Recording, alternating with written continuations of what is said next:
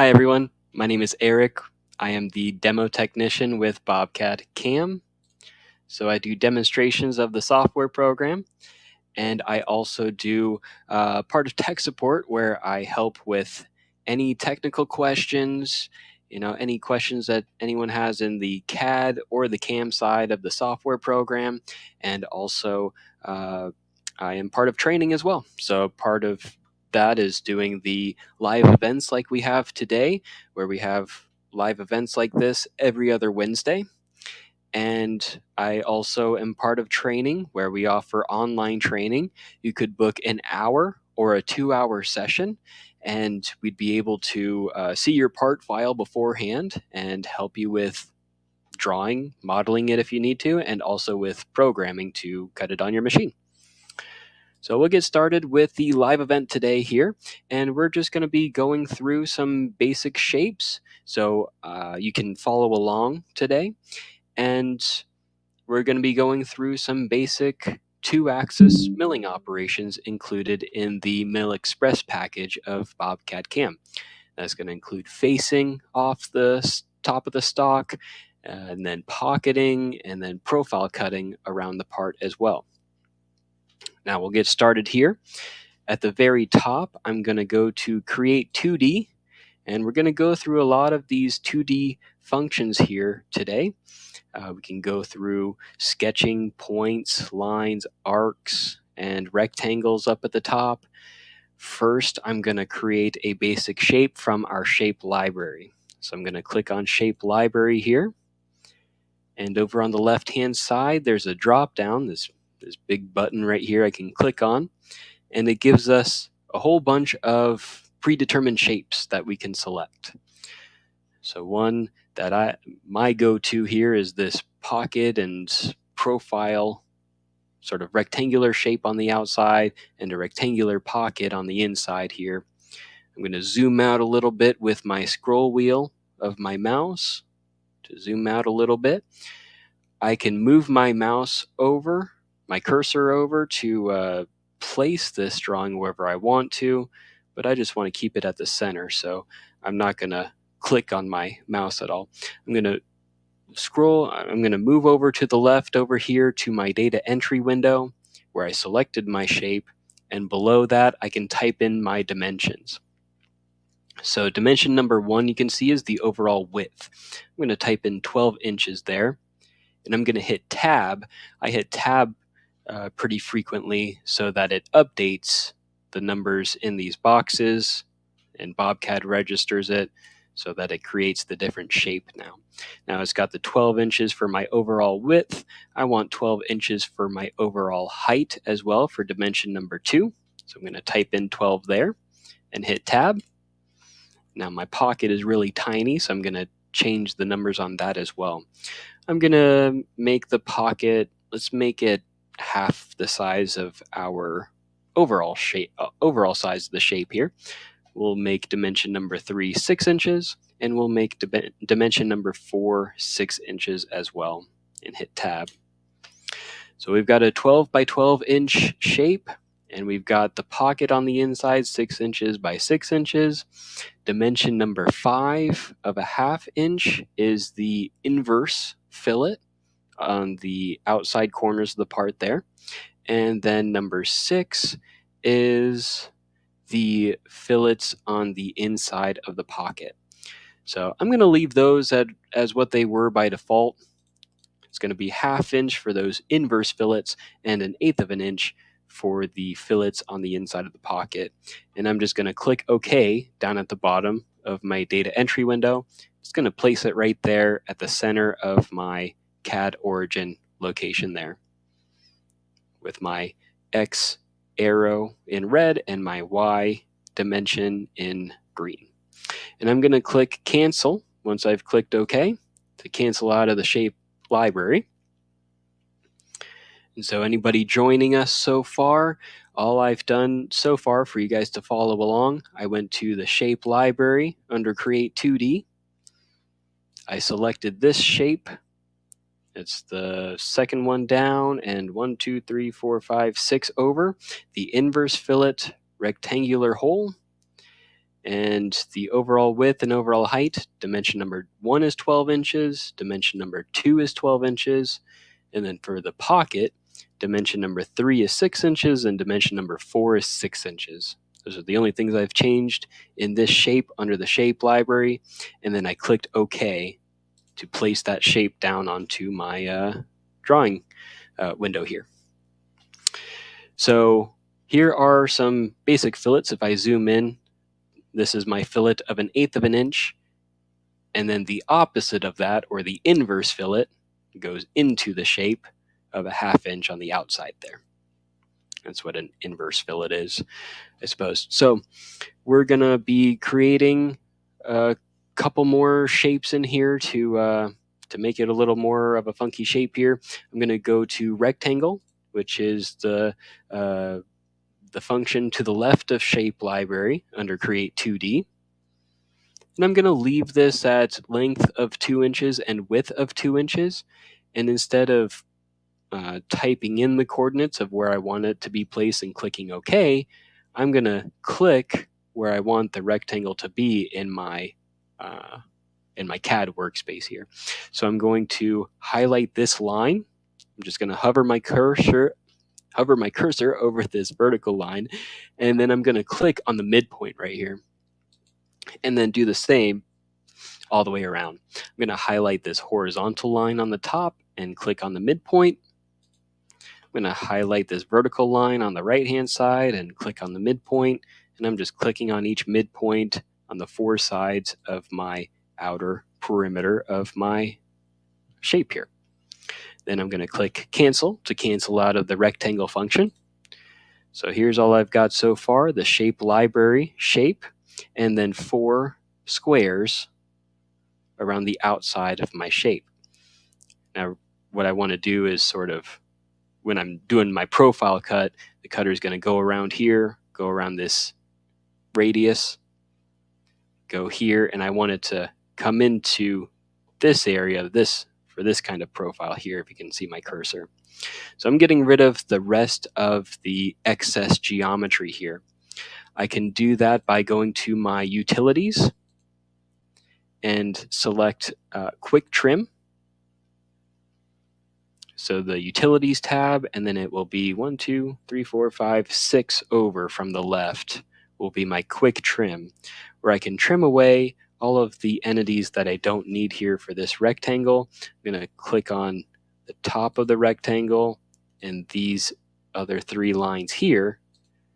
So that's the kind of profile that I want.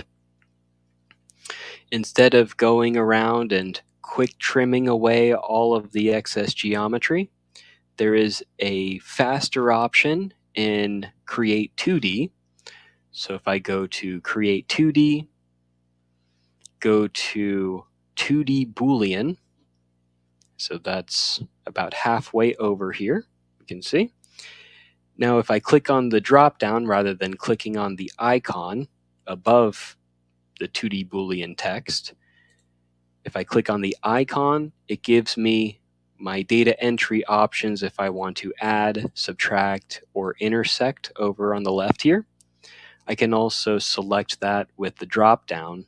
If I click on the text of 2D Boolean and I click on the drop down here, I have 2D add, 2D subtract, and 2D intersect.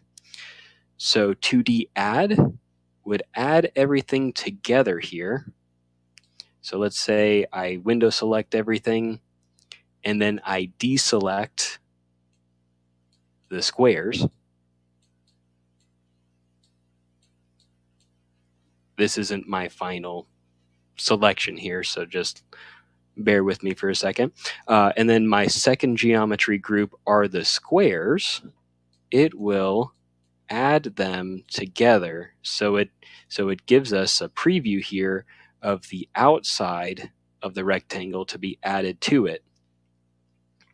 I want the sort of the negative of this, I guess you could say. So instead of add, I want it to be subtract. And that's what I want there, so that it goes all the way around just like I have with my top profile there.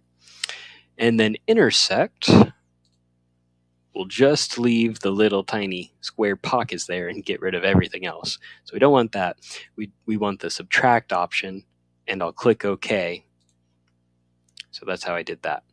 And I'll undo one time, just in case anyone had trouble with doing the 2D Boolean. So again, I went to 2D Boolean, 2D subtract.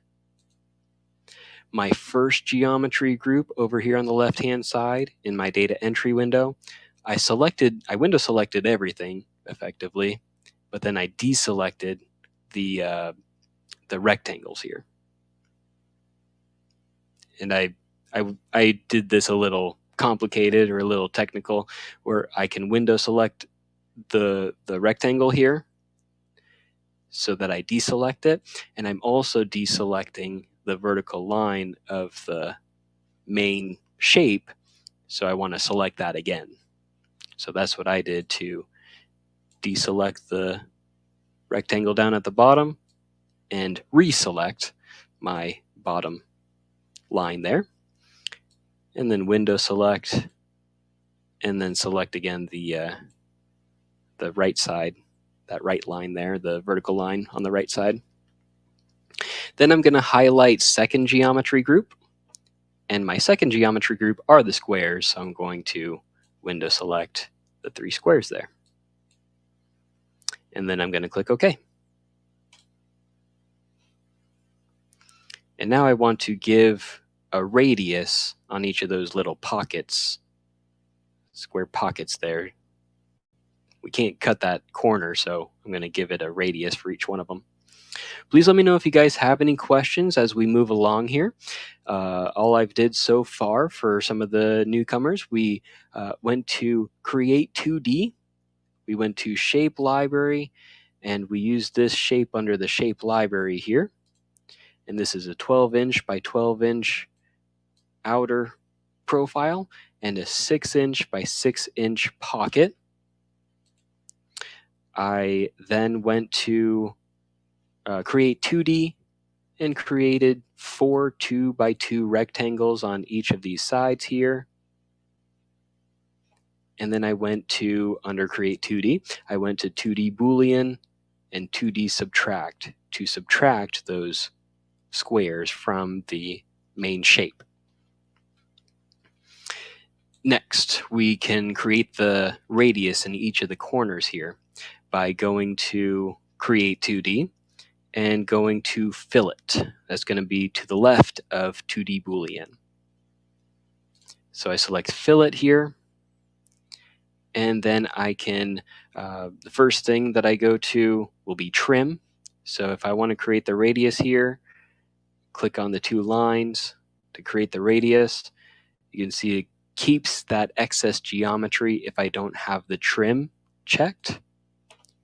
It doesn't trim that extra geometry away automatically if I don't have that checked. I can type in the radius. I'm going to do an 1/8 inch radius, just like I have on the corners of the pockets here. And then we've got fillet, or we've got chamfer, if I just want a regular sort of line chamfer, linear chamfer to break the corners there, or a fillet for a radius. And then picking method. So if I click on these 2 lines to create that radius in that corner, that would be the first picking method, would be between 2 entities. Single corner click would be just clicking on this line, and it will trim away a radius with the corner from the line that I picked, and it depends on where I am clicking on the line.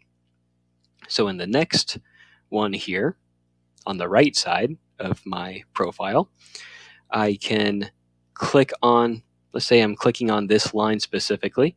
You can see in the preview, when I hover over the line above the midpoint of the line here, it's creating the radius on that corner with my single corner click.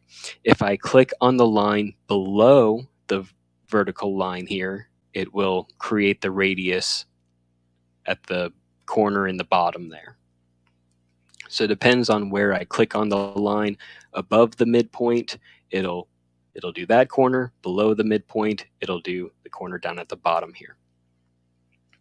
Then we have chains, and it will do a radius along the chain that I select. And I just noticed that the chain doesn't have to be continuous.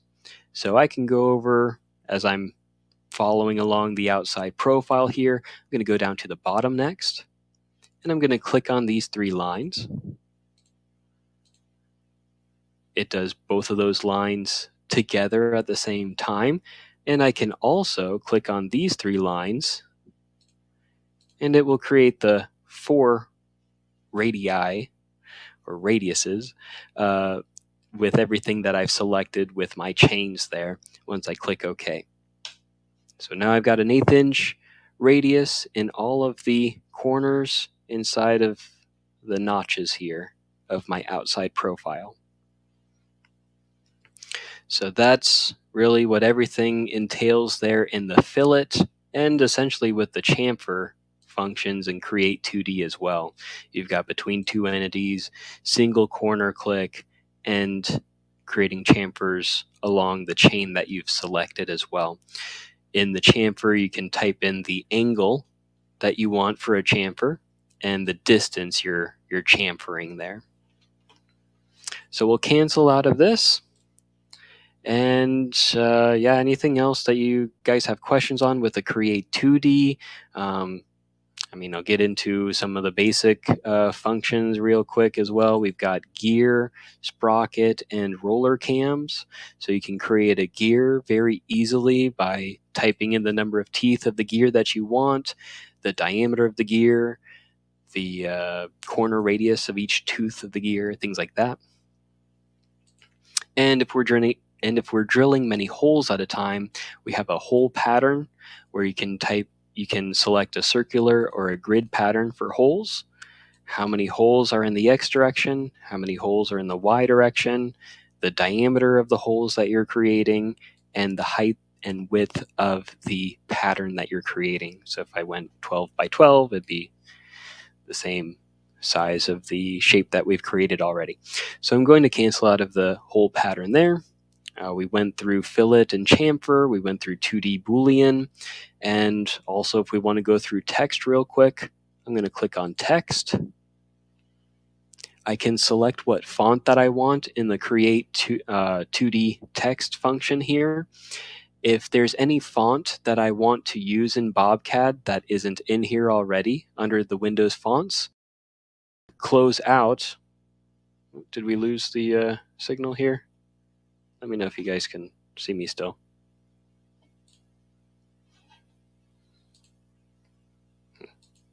Anyways, in the Windows fonts, we have all of the fonts that are on your computer. So if you go to Google and you Google free fonts, you can download a font, you can install it on your computer, and then once you reopen BobCAD, it will be in the Windows fonts here. When it comes to the BobCAD fonts, let's make a little bit of text here. So I'm going to type in BobCAD. And you can see, okay, thank you, Chris. Yeah, Vimeo says that I don't see a preview, but I think we're still connected, good to go. So the Windows fonts, if I type in BobCAD here, you can see that it creates basically the outline of the text, kind of like bubble letters. So wouldn't look great if we did an engraving with this. We do have single line fonts that give a great engraving option there under our BobCAD fonts. So that's to the right of the Windows fonts here. And you can see BobCAD default, that is a single line font. And if I scroll up to the top of the BobCAD fonts, all of these AFNT, I don't know what that stands for, but AFNT fonts.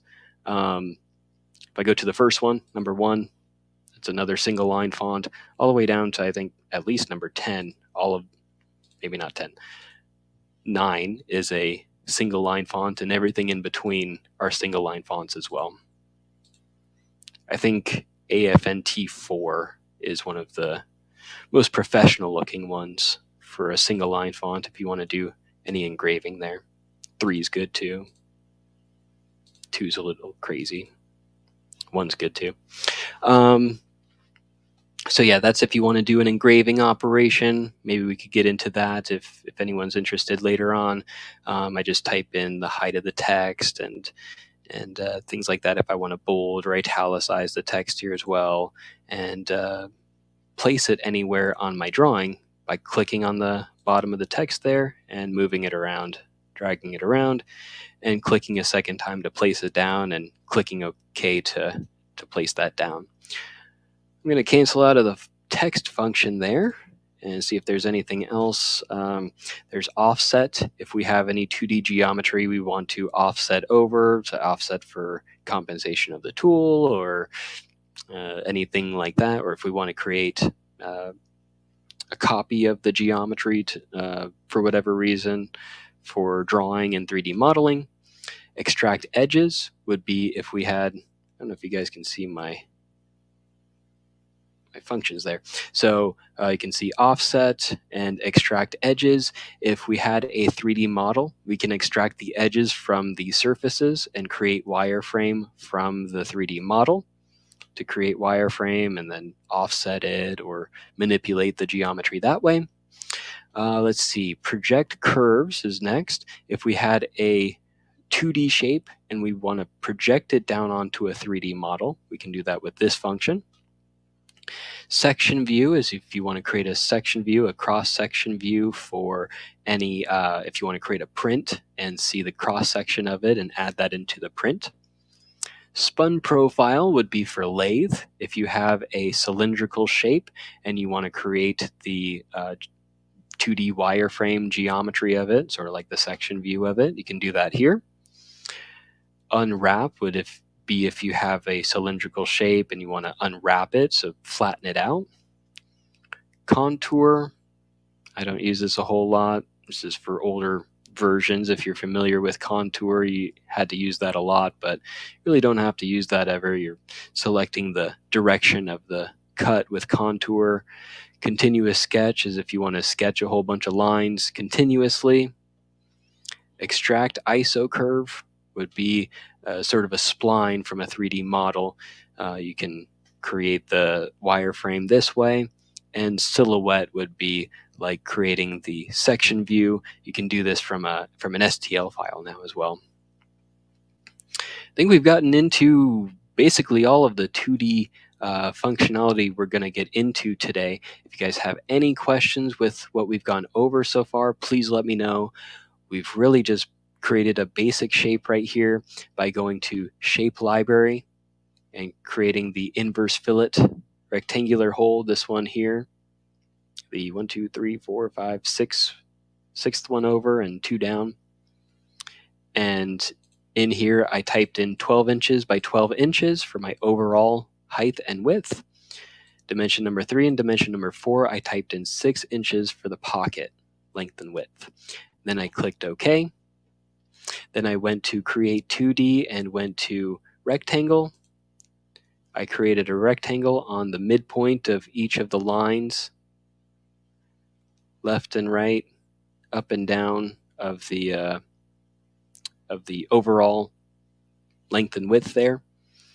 And then I went to under Create 2D, I went to 2D Boolean, and I went to 2D Subtract. I did my main solid, my main drawing as my first geometry group, and I selected those rectangles for my second geometry group to remove all the excess material there. And then I went to Create 2D Fillet and created 1/8 inch fillets in these corners so that I can fit a 1/4 inch tool inside of these areas. Can't fit a cylindrical tool inside of the sharp corners there for a profile cut for later for programming. And I think we'll be getting into the 2-axis milling programming now.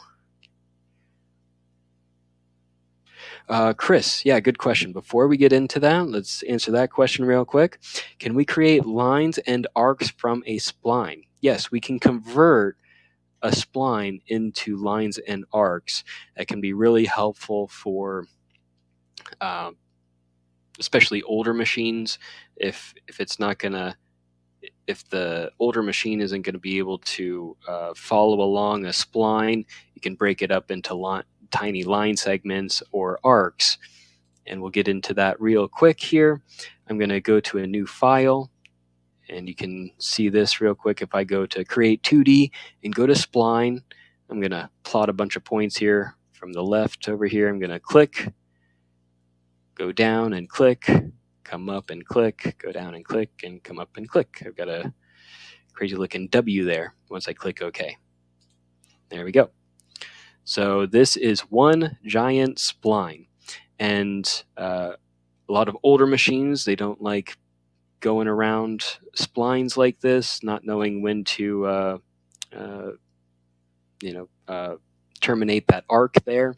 So we can convert this into lines and arcs by going to the top and going to Utilities and going to Explode. It's about 3/4 of the way down on the right in our Utilities tab. So if I click on Explode and I click on the spline and click OK, before I click OK, I can make sure that this function is done by right-clicking anywhere in my CAD workspace, and I can go to Entity Summary. Entity Summary gives me a summary of how many splines there are in my drawing so far, only the one.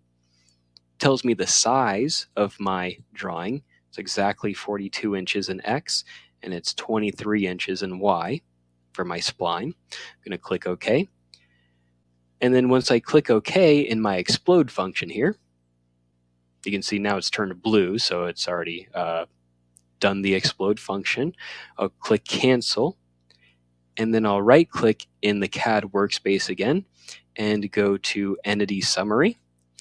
And it's telling me I have 3 lines and 90 arcs now. No splines because I exploded that into lines and arcs. So when you go into modifying the geometry here, you can window select some of what used to be a spline.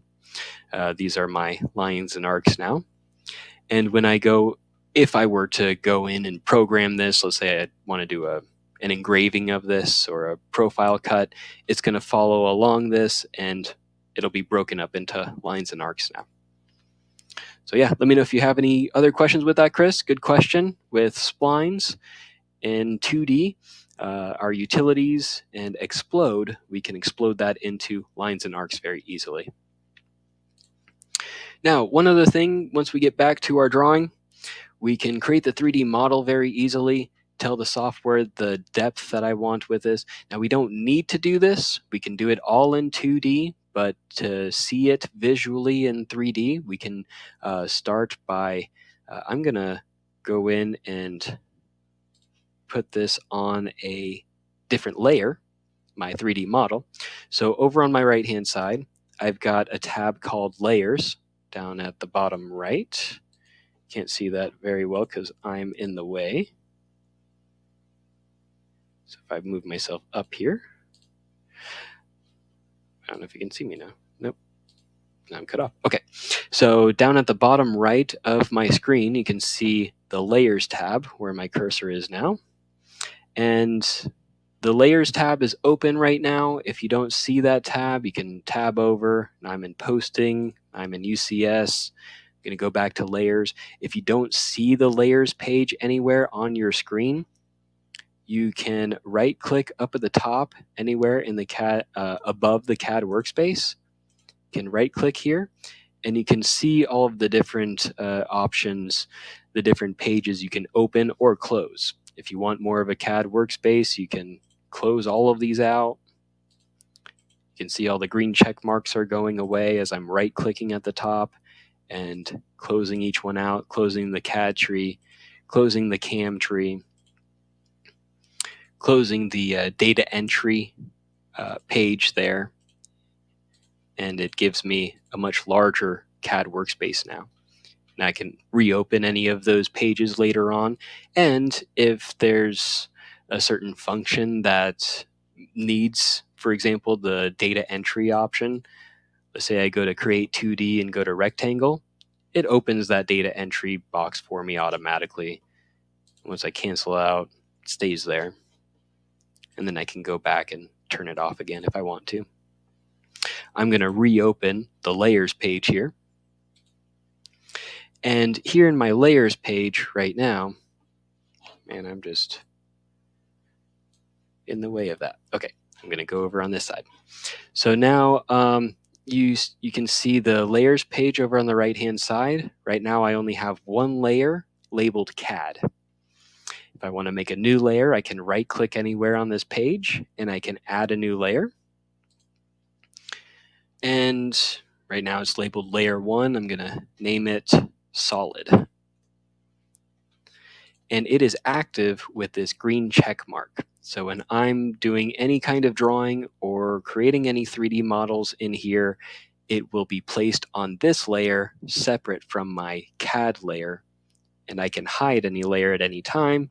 I can hide all of this geometry with this eyeball icon to the left of the CAD layer here to hide it or show it at any time again. And so when I go into Create 3D, I'm going to go to Extrude Boss. I'm going to look at it on an angle here by clicking. I'm going to revolve the drawing around here by clicking and holding the scroll wheel of my mouse and moving the mouse over to revolve the drawing around here.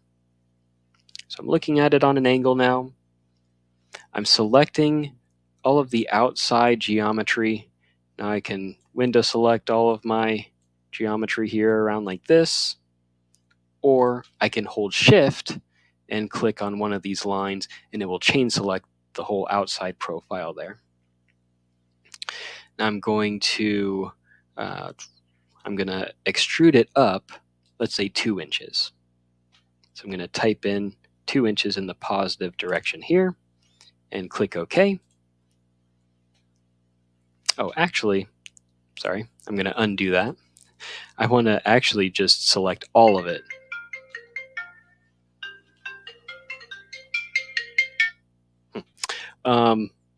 Sorry. So I just window selected my whole drawing and extruded it out 2 inches and clicked OK.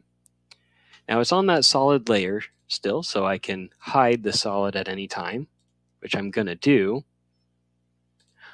but make it active still with a green check mark. And I'm going to add a little depth to the pocket here. It's not a through pocket, so I'm going to hold Shift and click on the pocket and type in a distance of a 1/2 inch. So I'm only going up a 1/2 inch with the pocket here. And I'm going to click OK. And now when I show the layer of the solid here, I've got a 2-inch solid model with an 1.5 inch pocket because I've only added a 1/2 inch from the bottom to this level here. So that would be my 3D model. I'm gonna do the programming with this 3D model. Again, you don't have to. You can do it all in a DXF drawing or a DWG drawing you get from AutoCAD or any other CAD software program. But for this one, we're going to do a little bit of technical stuff here. Do the pocket on the inside first, and then do the profile around the 3D model. So I'm going to cancel out of the 3D function here, and we're going to get into the 2-axis MillExpress programming in Bobcat from here. So first, I'm going to save what I've got. It's always smart to save your progress. I'm going to save in my downloads, and I'm going to save it as webinar. I'm going to save it as webinar 2 because I've got webinar 1 in there already. Next, I'm going to go into the milling portion of our software program, and that's up at the top. That's the CAM tab over on the right-hand side. You've got Create 2D, Create 3D, Utilities, Evaluate, and then CAM. So I go to CAM, and I'm going to go to New Job, and I'm going to go to Milling. The other options are for turning for lathe, mill turn for lathe with live tooling, and wire EDM machining. So we're doing milling as our job type, and we're selecting our machine here as well. So you drop this down and you can select your specific machine that you're using so that it will format the G-code to that specific machine. Right now we're at BC3X mill. That stands for Bobcat 3-axis mill. That is a Fanuc-based machine and Fanuc-based formatting for the G-code for your machine. If you've got a Fanuc controller, that's a good go-to to start with. I'm going to scroll down and go to Haas. Let's say we've got a Haas machine. I'm going to go to Haas 3-axis mill and select that. And then I'm going to go to Stock Wizard first. Most customers that I run into that are starting out with Bobcat, they'll click OK, but there's a little bit of a longer process than that to define your stock and define your machine setup, which is your work offset in the Stock Wizard here. So I'm going to click on Stock Wizard, and next it asks me for my workpiece. If you have a finished 3D model like we have here, I'm going to click on it to select that for my finished 3D model that I can see in simulation. And then I'll be able to make sure everything is cut to size to see it in simulation there. If you don't have a finished 3D model, if you're going just off of a basic DXF drawing, you can skip this page. We're going to click on the next arrow button here. And then we are defining our stock. So whether it's a rectangular piece of stock, which this probably would be, if it's a cylindrical piece of stock, I can click on cylinder over here and click on calculate stock. I'm going to move myself again here. Let's move myself down at the bottom right here. There we go. So now we're in the data entry window over on the left-hand side. I've got cylinder and I hit calculate. It's going to calculate around the 3D model that I have. Wireframe, I can extrude it from wireframe that I have. This could be really helpful is if I'm cutting this shape out, let's say from a 4-foot by 8-foot sheet of plywood or what have you, you can machine a whole bunch of shapes out of it, and then say you're cutting it off, so you're leaving a remnant sheet.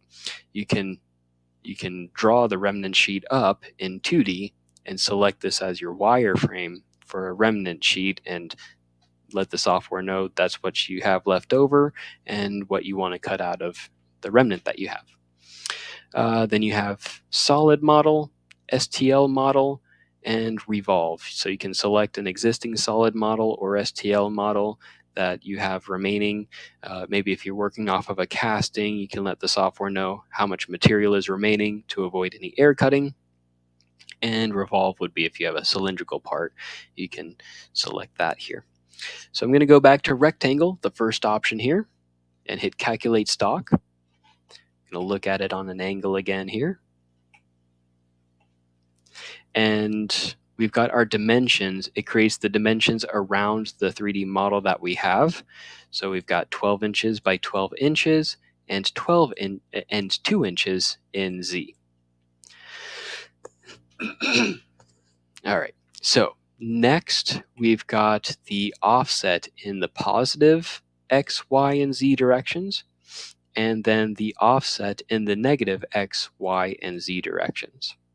So what I want to do is I want to add a 1/4 inch on each side in positive X, positive Y, and negative X, and negative Y. So we basically got 12.5 by 12.5 now. And in the positive Z direction, I want to add an extra 100 thousandths to do a facing operation. So I'm just going to type in 0.1 under offset positive in the Z direction there. And I'm going to hit tab again so that it shows me that extra 100 thousandths that we can remove in our facing operation.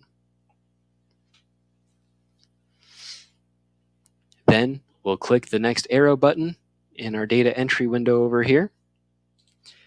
and we have our machine set up. This is our last page where we are defining our work offset.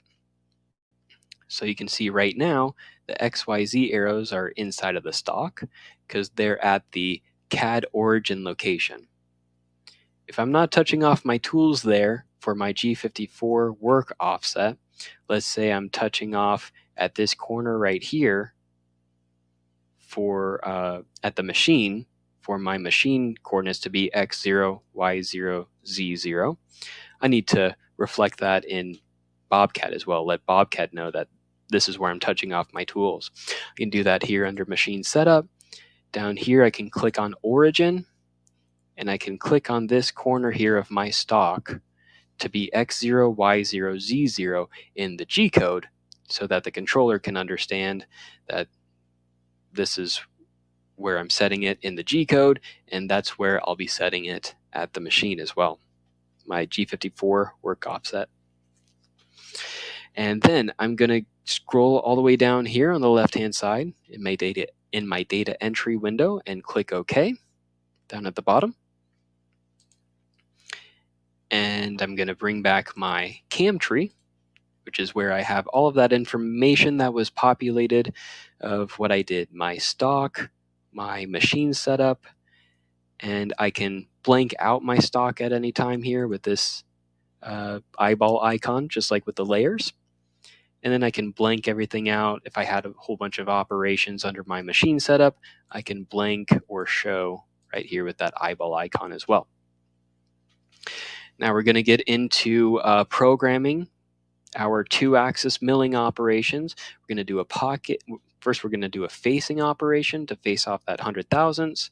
We're going to do a pocket operation and then a profile on the outside. Please let me know if you guys have any questions so far. I'm going to save what we have so far in this model. And again, if you guys are familiar with just doing a basic pocket and a profile on the outside with a 2D shape, you could just go here and blank out the solid model and just work off of this if you'd like to, and set the depths and things that we're going to be looking at in just a few seconds. But yeah, again, if you guys have any questions, please let me know in the comment section. We're going to be moving forward here. In the CAM tree, I'm going to right click on machine setup 1. And you can see this is where all of our milling operations are hiding. We've got mill drill hole, mill tap hole, mill counterbore, and counterbore tap hole. We've got mill facing. I'm going to select that one for our facing operation. And you can see under geometry selection, normally this is where we select our geometry for a profile cut, how we're going to profile around with our geometry here, things like that. But you can see in this description it says geometry selection is not required by default for a facing operation. This feature will automatically utilize the stock that we've created and the workpiece to calculate the facing area. If you wish to choose your own geometry or a different stock model, please choose the Select Geometry button below. We're not going to be doing any different geometry. We're facing right off of the stock, so we don't have to select anything. It just picks up the facing operation from our stock we've created. So I'm going to go to the next button here, down at the bottom, and click Next. Here we've got the top of feature, where we're starting from the top of the stock at Z0 and our total depth of 100 thousandths. Already picks it up from the stock that we have and the workpiece that we have from the 3D model. This is where having a 3D model can be beneficial. You don't have to type in all of these numbers. You don't have to type in your total depth here if you only have a drawing. But again, if you're just familiar with using a drawing and that's how you want to go with it, by all means, you just type in your total depth right here. You can see here our rapid plane and feed plane. So the tool is going to come down at 200 thousandths. It's going to wrap it across to our first cutting location, and then it's going to feed down 100 thousandths down into the material. We're going to go to our next page. We have our facing operation. Over on the right hand side are available operations. When we get into mill 2 axis, there will be a whole bunch of other ones like profiling and pocketing that we can select as well. We've just got facing here, so we go to our next page. We can set a work offset number 1 for G54, number 2 for G55, 56, and so on. If you're setting different work offsets at the table than your G54 work offset. Then we'll go to next, and we're setting up our tool. At the top of the tool page here, we have our tool crib. I'm going to click on that. And we have our tool crib up at the top and the tool library down at the bottom of all of our potential tools that we can use. All of these tools are preloaded in the software program. We can delete any tools we don't have. We can modify the tools here. What I normally do is I sort by diameter. So I click on diameter down here in the tool crib. And now it's sorting in ascending order from the smallest one of 1/32 inch tool all the way to the largest. To get to the larger tools at the top, I just click on diameter again. So we start with a 3-inch face mill. I'm going to go with a 2-inch face mill here. And I normally just drag and drop the tool from the library into the tool crib here. And then click OK. So we've got our 2-inch face mill, tool number 1. On the right-hand side, we've got our spindle RPM, our cutting feed rate in inches per minute, and our plunge feed rate in inches per minute. Now I can change the numbers here on the fly. Let's just do that for this one here. Let's make the spindle RPM at 2000, the cutting feed rate at, we'll say 20, and the plunge feed rate at 20 inches per minute. Now this is just a test here. We're just looking at the numbers, and we'll hit next. Zigzag, going back and forth.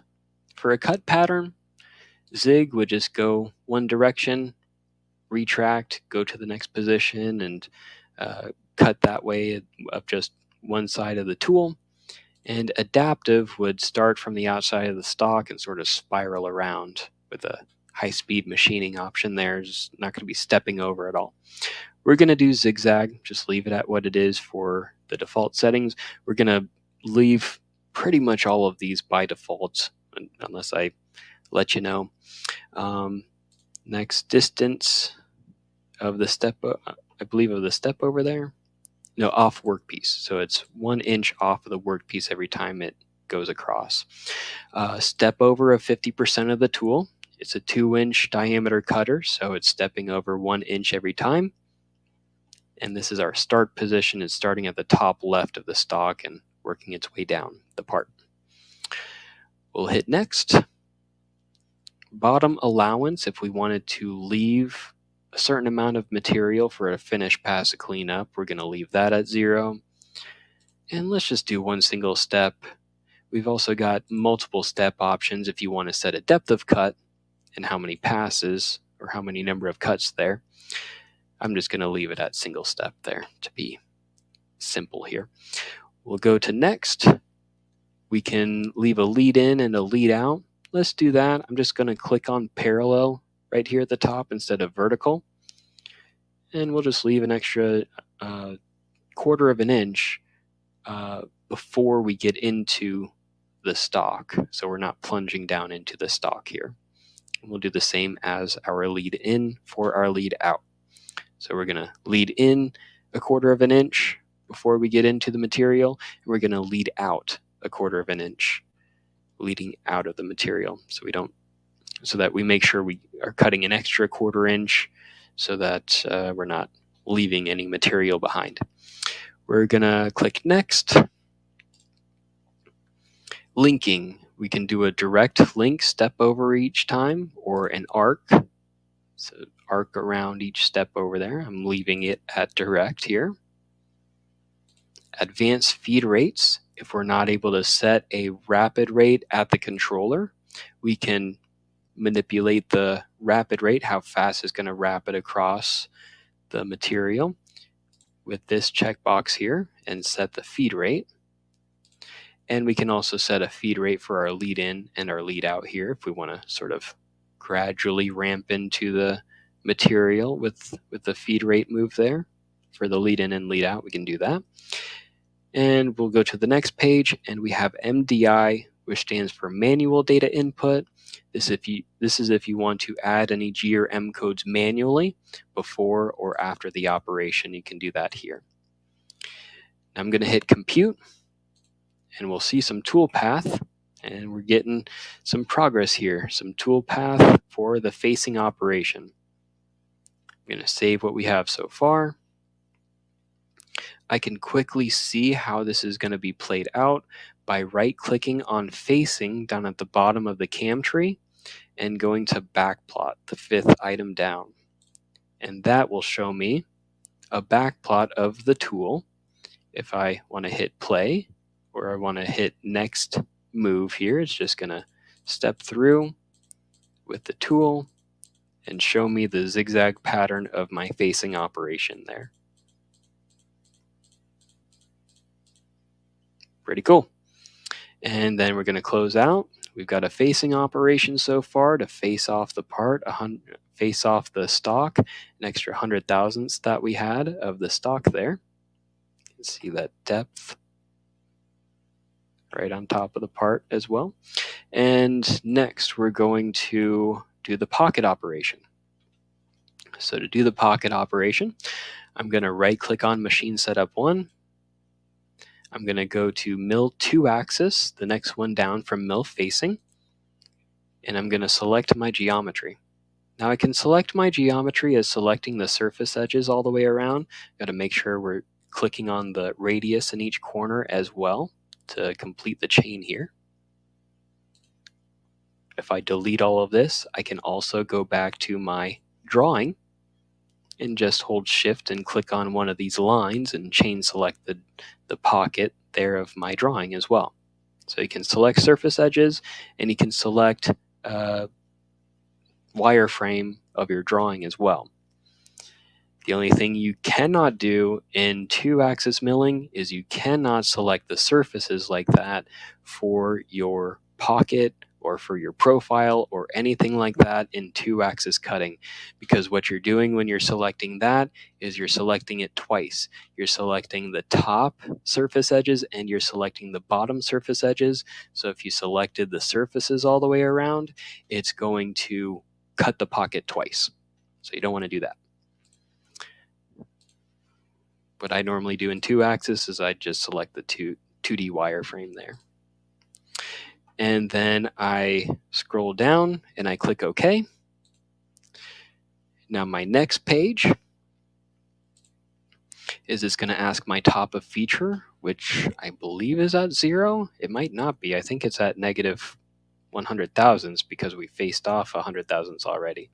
So to double check, what I do is I click pick top, click this button, and then I click on this surface edge to let the software know that's where I'm starting my operation, which is at negative 100 thousandths here, it told me.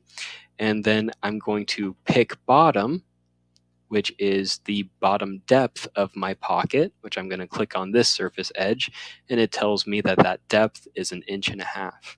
This is another benefit to having the 3D model to work off of, because then you're selecting the surface edge and Bobcat can tell you where you're starting in regards to the work offset, in reference to the work offset, and it can also tell you your total depth that you're going down if you don't know what it is, or if you made some adjustments to the 3D model, it will tell you what the total depth is of your pocket. So then I'm going to scroll down and click OK. So I'm starting 100 thousandths down from my original work offset, because that's what I faced off so far, and I'm going down an additional 1.5 inches into the pocket there. I'm going to click next. Right now it starts with a profile rough and a profile finish in my current operations. If I go to the top, we have some different strategies that we can select. The first one is the profile rough and profile finish. The second is a pocket with a profile finish pass. Next one is facing.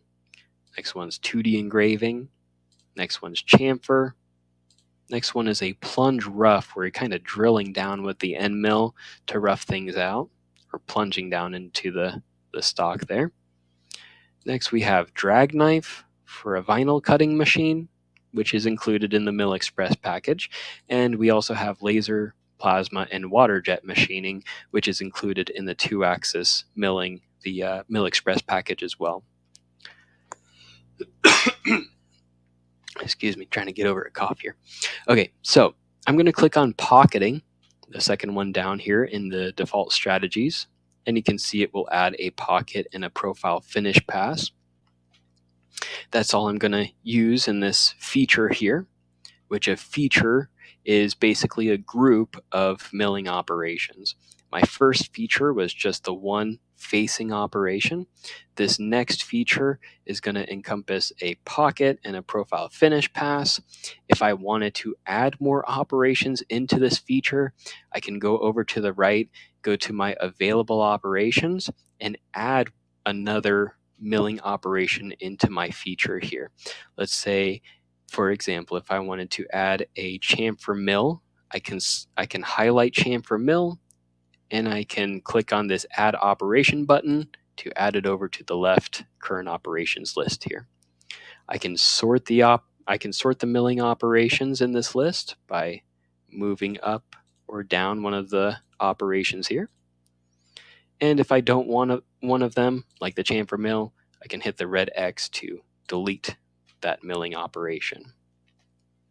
So now I've got my pocket and my profile finish on the left side for my current operations. My available operations include a profile rough and finish pass, a pocket operation, facing, engraving, chamfer mill, plunge rough, corner rounding, and drag knife. So again, I'm just doing a pocket and a profile finish here from my default strategies of pocketing. And then I'm going to click the next button. We have options for tabs. We could get into that with our outer profile in the next feature, but you're basically leaving tabs on a profile that you could cut out later if you don't have a vacuum table. I'll leave it at that. We can get into that a little bit later on an outside profile that could be used for tabs. We'll go to our next page, posting. Again, just like with our facing operation, we can tell the software if we're using a different work offset number other than G54. We're using G54 for this one, and clicking the next button. And we're going to use a different tool than the 2-inch tool. So I'm going to go to my tool crib. I'm going to click on diameter down on my tool library again at the bottom here. And I'm going to scroll down. Let's use a 1/2-inch tool to rough things out here. I'm going to go with this one, 1/2-inch flat rough end mill, long. And I'm going to drag and drop it into my tool crib. And click OK. Then I can type in my spindle RPM, my cutting feed rate, and my plunge feed rate, or I can check the box, use system feeds and speeds, and what that will do is it will calculate everything based on my material type. And that's found under my stock in the CAM tree. So if I expand stock, you can see it says carbon steel. I can double click on that, and that will open my material library. So whether I'm machining from carbon steel, aluminum, different types of plastic, we have feeds and speeds for each material type automatically in here. So if I select cast aluminum, I can always modify the spindle RPM and cutting feed rate for this by clicking modify material. But if this one looks good for me for cast aluminum, I can click OK. And when I go back to that tool page for the pocket operation, you can see the spindle RPM, the cutting feed rate, and the plunge feed rate updates for cast aluminum as my material type. Then I go to my next page. We have some different cut patterns for the pocket. Just like we had for facing, it was zig or zigzag or adaptive. We have parallel, which is zig or zigzag back and forth. We have pocket out. It'll start from the center and step over, working its way out to the outer walls of the pocket. Or pocket in, which will start from the outer walls of the pocket and work its way to the center. Under advanced pocket, we have some adaptive options, just like in facing. Adaptive roughing will start at the center, spiral its way out, and sort of the same thing with morph spiral. We'll start at the center and spiral its way out to the outside walls. Let's do one of the basic ones. So I'm going to click on standard pocket again, and I'm going to leave it at offset pocket out. So it's going to start at the center and spiral it's going to step over each time for each pass there. We can set our step over. I'm going to leave it at 50%. So 50% of the tool will step over 1/4 of an inch each time. And then we can climb mill or conventional mill here, and we'll go to our next page. Side allowance, we're leaving 15 thousandths of an inch along the side walls for the finish pass to clean up. And then single step, I can tell the software if I want to do just the full depth of 1.5 inches. That seems pretty steep. So I'm going to click multiple steps, and I'm going to type in 1/2 inch here. So we'll do 3 number of cuts at 1/2 inch depth of cut. Still sounds pretty steep, but it's all right. We'll go to our next page.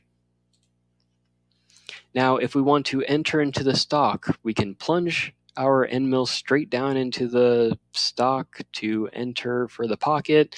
That sounds pretty crazy, so we'll either do a ramp or a spiral option. So ramp will zigzag back and forth into the material. Spiral will do a helical interpolation down into the material to enter into the stock for the pocket. I'm going to stick with that one. So I'm going to just click on spiral, and then I'm going to click next. Closest sorting order. So sorting order would be if we are machining multiple pockets, we can set the closest sorting order. Say if there was a clamp in between one of the in between 2 of the pockets here, I can click no sorting, so I can sort the pockets individually here, or I can set it in an X or a Y direction. I'll leave it at closest. Go to our next page. We have linking for each step over. Advanced feed rates. We can convert rapid moves to feed moves, just like we did in the facing operation. In the pocket, we have a corner slowdown option. Again, I'm just leaving pretty much everything by default, unless I let you know here so that we can follow along together. I'm going to click next, and my last page here is MDI for manual data input. I'm going to click next. We've got our finish tool. Now we need the finish tool to be at the largest it can be as a 1/4 inch tool, because we have an 1/8 inch radius in the corners for our pocket. So I'm going to go to the tool crib. We are in the finish category now, rather than the end mill rough category. We also have some other categories like V tool. So it's a sharp tool there for engraving, tapered tools, dove mill, lollipop, T cutter to create keyways, things like that. So I'm going to go back to end mill finish. I'm going to sort by diameter, and I'm going to look for a 1/4 inch flat end mill and go with long again. So let's do 1/4 inch flat end mill long. I'm going to drag and drop it into the tool crib and click OK.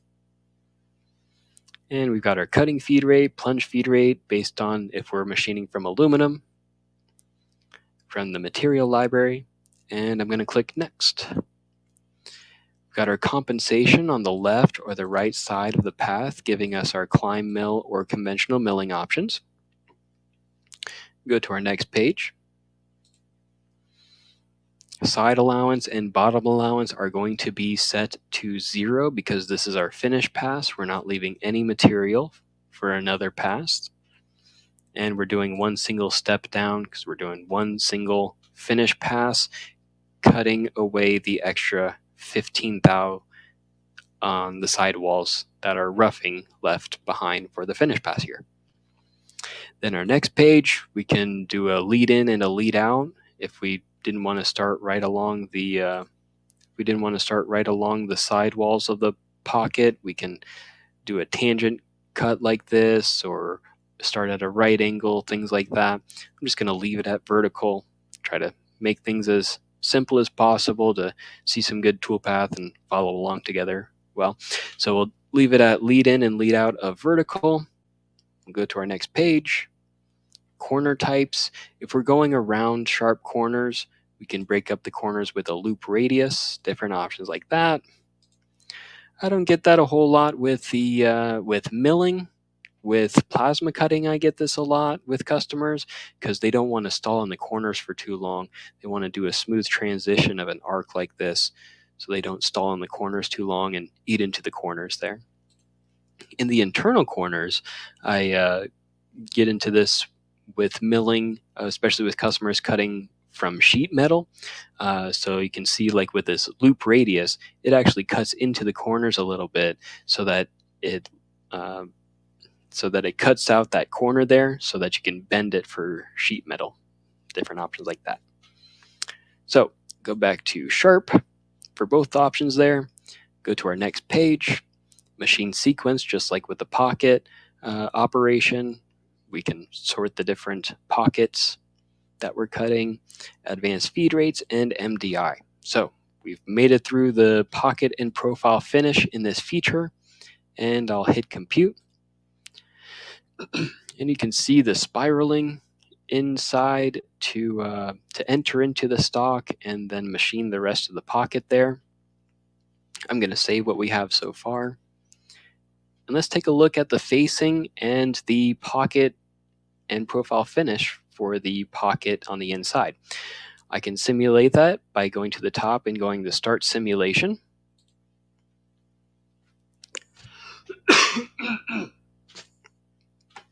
Based on the feed rate that I had set, we have an estimated cycle time of 16 minutes and 51 seconds. If you don't see that yet, that's because you're not in time mode. It's found over on the left-hand side in this drop-down. We've got NC mode, which will tell us how many lines of code, about 1,100 lines of code.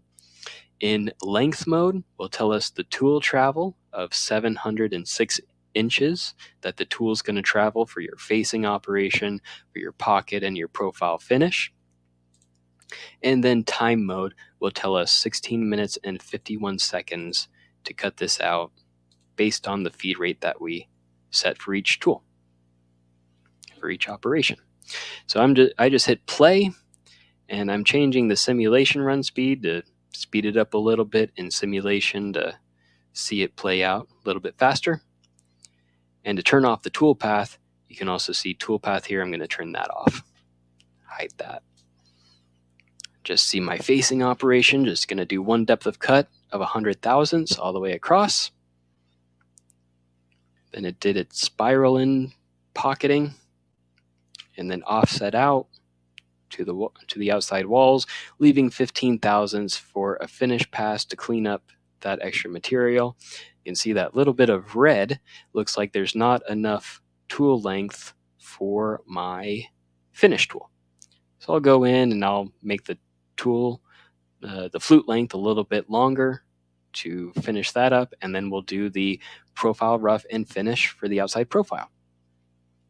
Please let me know if you guys have any questions so far.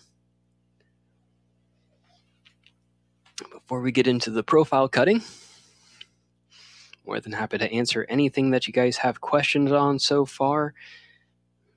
I'm trying to make it as simple as possible, user-friendly, so that we can follow along together and get this cut out. And if you'd like, you can test it out. If you have a Haas machine, we've got the formatting already specific to that. Or if you selected your machine at the beginning, it'll format the G-code at the end here that you can test out later on.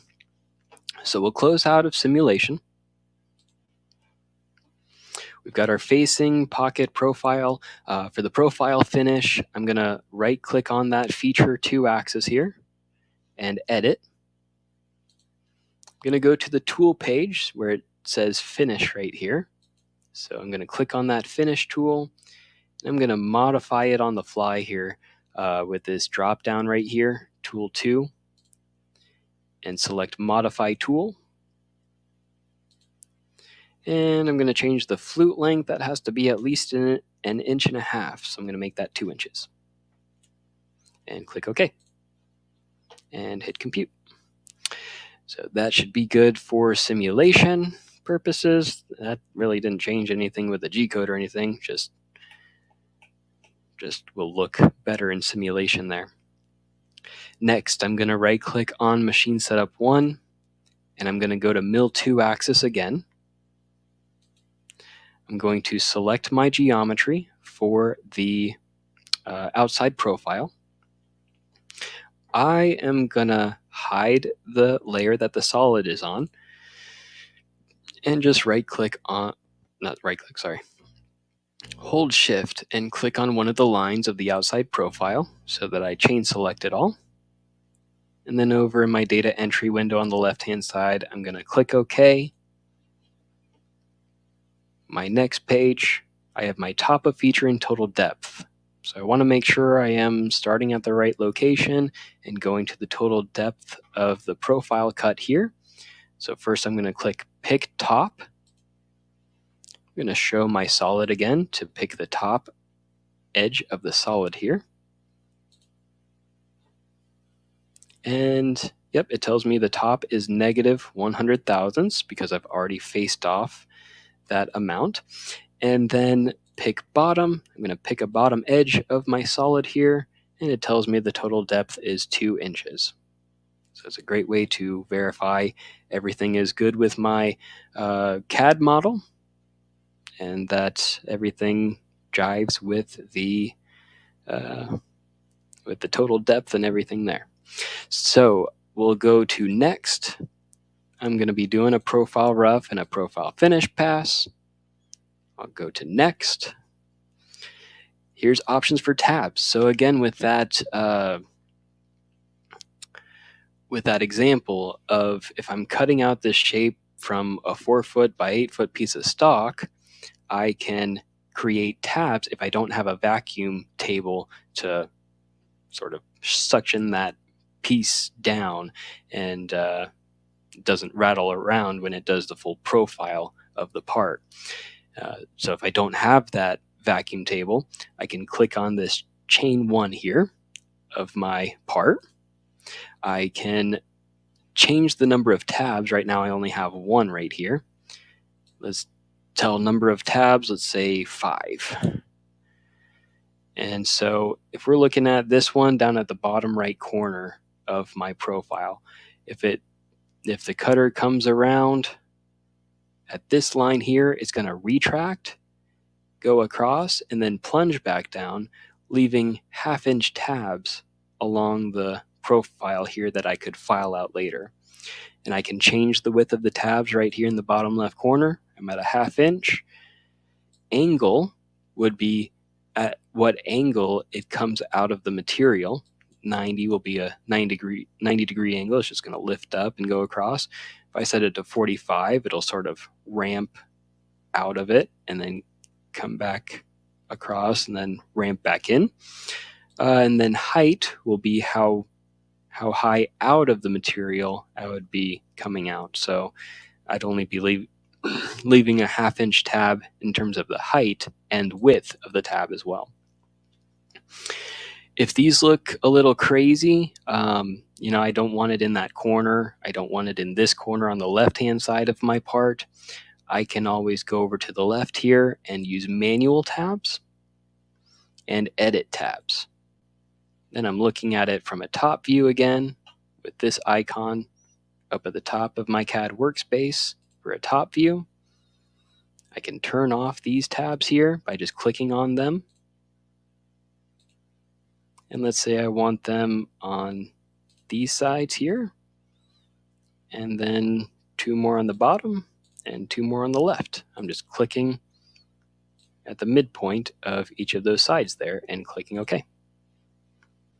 And that's how I would hold it in my stock if I'm cutting out of a 4-foot by 8-foot sheet or whatever size sheet you have there to cut out this shape.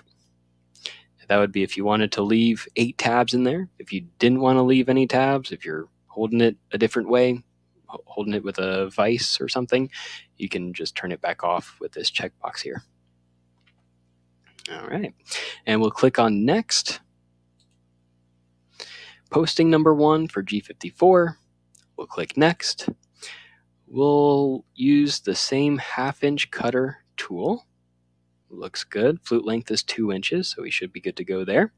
We'll click Next. We have different cut patterns for a profile roughing pass. A standard profile cut. Contour ramping would do a helical ramp down into the material the whole time you're profile cutting it. And side roughing would be if you wanted to do multiple passes. Let's do this one. We'll do side roughing. What I normally do is I'll click Step Over.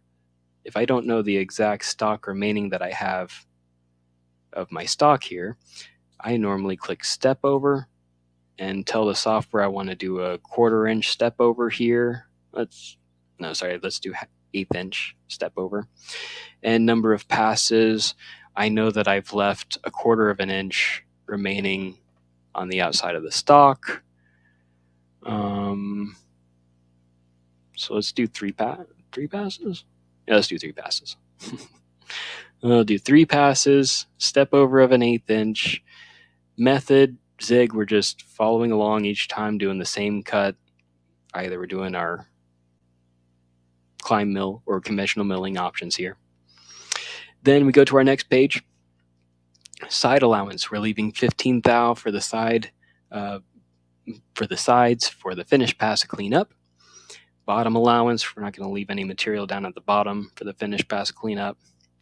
We're not going to do one single step because this is 2 inches depth of cut, so we're going to do that 1/2-inch depth of cut again here. And this will be 4 number of cuts this time because we're going down 2 inches to the full profile of the part. Then we'll click Next. We can do a lead in and a lead out. I'm just going to leave that vertical just for the sake of time. Leave it at vertical. Click Next. Corner types, just like before with profile cutting. We'll click Next. Machine sequence, just like with our pockets, we can, if we're doing multiple parts, we can set the order ourselves if we want. We'll click Next. Advanced feed rates, that's all good. Click Next. MDI for manual data input, we're all good there. We'll click Next.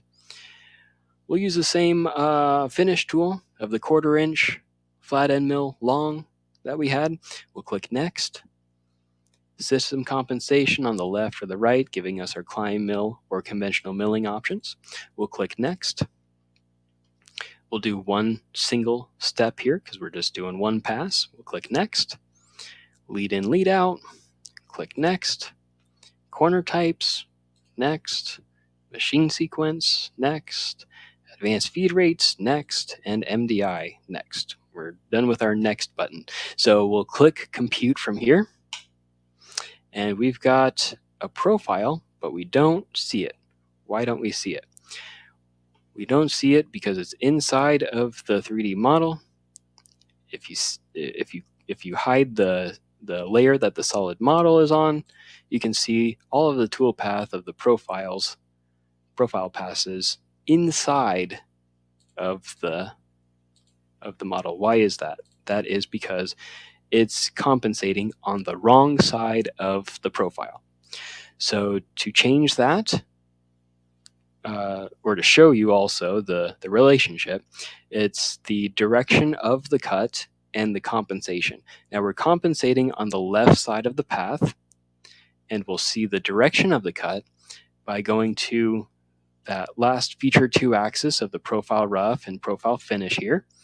And below it, you have geometry. And below that, you have default chain start point. So if you left click on that, just to highlight it, you can see this arrow right here of the direction of the cut. It is cutting counterclockwise and compensating on the left side of the path. Now, if you want to compensate on the left side of the path to give you either your climb mill or conventional milling option there, you can reverse the direction by right-clicking on default chain start point, clicking reverse direction, then right-clicking on the feature and computing the toolpath again. That's the third option down, compute all toolpath. Click that, and it will compensate on the left, but will go in the opposite direction. Now, if you want to compensate on the right side of the path, you can right-click on the feature, you can edit, you can go to patterns for the profile rough, change the compensation to right, go to patterns for profile finish, change the compensation to right, and hit compute. Now you'll see it's cutting on the inside again.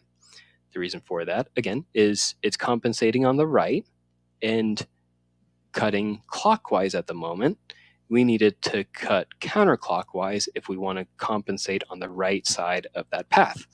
So again, we just right-click on default chain start point, reverse direction, right-click on the feature, and compute all toolpath. So that's how you can manipulate the direction of the cut and the compensation for your cut for each profile cut. I'm going to save what we have so far. I'm going to then go to Start Simulation up at the top, where we have our facing operation, our pocket and profile finish on the inside, and profile rough and profile finish on the outside. No more to do than hit run. So here's our facing operation first. And it will sort it by tool. It's going to save as much time as possible. So it's going to use this roughing tool to pocket. It's going to use the roughing tool to then profile on the outside. And then it'll come back with the finish tool on the inside and outside. So if everything looks good, we'll look at it from a top view here. It looks like our part file here. If we want to make sure everything is cut to size, we use the right tool to get this 1/8 inch radius right here, for example. We can go to our simulation, and I'm in the way again here. So down at the bottom right corner, you'll see these different tabs.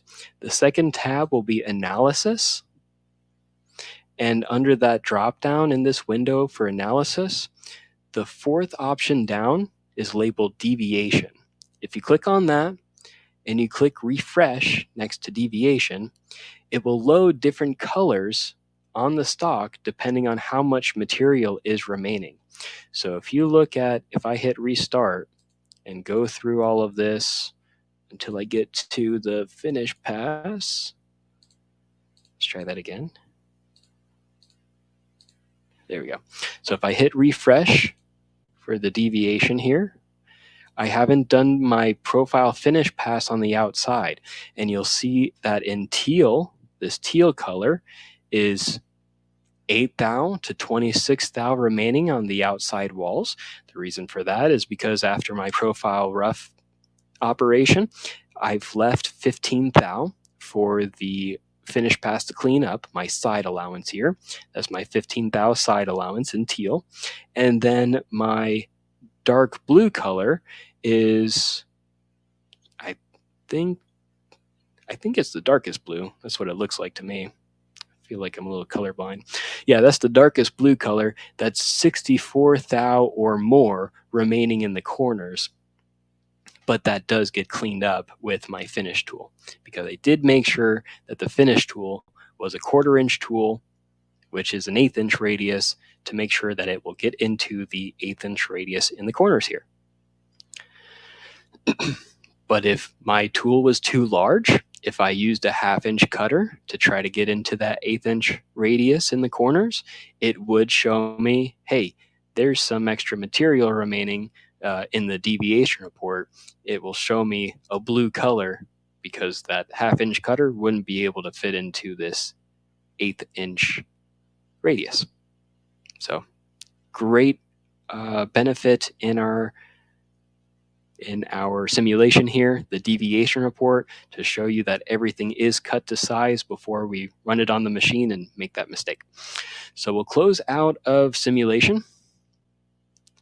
Not much else to do except for post the G-code and send it to the controller. So you just go to the top where simulation is. You have start simulation, stop simulation. You'll click post to post the G-code over on the right-hand side here. Here's your G-code that is programmed, formatted for the Haas 3-axis mill. You can right-click anywhere here and hit Save As. You right-click anywhere in this posting window and click Save As, and then you can save it as an NC file anywhere onto a flash drive or onto your network and send it over to the controller from there. And that is the process of square one, having our drawing set up. We can set up our 3D model, and then we set up the toolpath, our facing operation, our pocket, our profile finish pass, then our profile rough on the outside, and our profile finish pass on the outside. Now you can see all of the toolpath is blanked out. That is with the eyeball icon with a slash through it to the left of each feature here. So I can show or hide any feature, like my pocket and profile finish only, if I want to see that, or if I don't want to see any of them at all. I can go up to the top of the milling job and blank everything out. Now you can also see there's another icon grayed out next to the blank and unblank icon here for each feature. That is our post yes no icon. You can see it's an icon with a controller with a red X. So what that will do, let's say I only want to do my facing operation, I can hit post no for the other two features here of my pocket and my profile. And so when I simulate and when I post the G-code, it's only going to simulate and post the G-code for anything that doesn't have that icon next to it. So it's only posting out the facing operation right now. That can be really useful, if I'm going through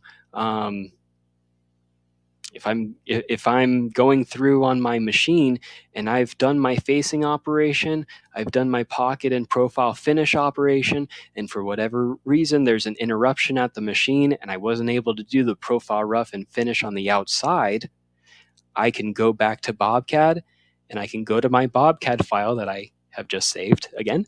I can then turn on only my profile rough and finish, post it out, and send that G-code out, so I don't have to go through all the air cutting of the facing and the pocket and profile of the pocket. I can just go through the profile rough and finish on the outside without wasting time of air cutting all that again. So a great way to separate your G-code program to program out or post out G-code for all that you need for your machine. But yeah, that's about it that I can think of today. All of the basics of creating a 2D drawing. We went into a little bit of 3D today as well to get into our Mill Express package. That's our 2.5 axis machining. I guess to sort of finish that off with you guys, the Mill 2 axis is also considered 2.5 axis machining. That's where the tool will go down in Z, and then it'll move around in X and Y in 2 axes at a time, and then move up in another axis in Z afterward.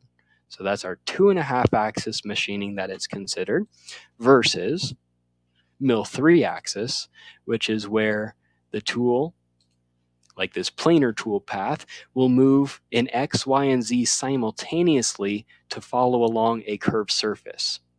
That's something we can get into a later date with 3-axis milling, 3-axis simultaneous milling to follow along a curved shape.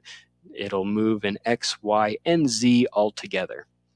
What we went over today is 2.5 axis milling or 2 axis milling, where the tool will come down in Z, move around in X and Y to follow along this profile finish pass, and then come back up in Z. So it's not moving in X, Y, and Z together. It's just moving in X and Y when it's at its depth, and then moving at Z when it's done with its profile. Awesome stuff. I think that is all I have material to cover today. If you guys have any questions, please let me know. Now's a great time to answer any questions you have with what we've gone over today, our facing operation, our pocket and profile finish for the pocket, and then our profile rough and profile finish for the outside profile here. We then simulated, made sure everything was cut to size, and then we hit post, right click, and save to a flash drive to plug it into the controller from there. First, of course, at the machine, you'll want to touch all of your tools off at that corner that we set for our G54, then you'll be able to hit go. This is a good test file for you guys to test out and ask us any questions with tech support. We're open Monday through Friday, 8 a.m. to 5 p.m. Eastern Time to answer any questions that you guys have with the software program. And you can always email us as well to answer any questions after hours. We get back to you the next business day. And our phone number for technical support, you can call in. It is 727-489-0003. And our email address is support@bobcad.com. So if you want to send us a part file and ask us any questions about it, you can do that. You can also call us and we can log in and answer any questions that you guys have on your computer with Bobcat. And this was our new V37. This was basically our Mill Express package that we've gone over today. Just some basic 2D and very basic 3D CAD functionality here for our 3D model that we made. And then Mill Express, which is our 2-axis milling. Again, to go over our facing operation we did. Pocket and profile finish for the pocket on the inside, and profile rough and profile finish on the outside of the part here. So yeah, please let me know if you guys have any questions before I log out. I want to thank everyone for viewing this live event today. It means a lot to have some people viewing it live to ask any questions that you guys have and to follow along with what I've gone over today, and that you guys are interested in the 2-axis programming here. We want to make sure that these are tailored to your specific needs with the software program. Thank you, Chris, for your questions and viewing the live event today. But yeah, we want to make sure that this is tailored to what you got, your specific needs in the software program. We have these live events every other Wednesday. 2 weeks ago, gosh, that was a long time ago. 2 weeks ago, I believe we did lathe functionality, and this time we did our 2-axis milling functionality. Our next webinar will be December 4th. The topic is to be determined. We send a survey out to make sure that these live events are tailored to you. So we ask you among a few certain topics, what would be your favorite one that you'd like to see for the next webinar there. So again, thank you everyone for viewing the live event today, and we will see you in the next one, December 4th, 1 p.m. Eastern Time. Thank you everyone. Take care. See ya.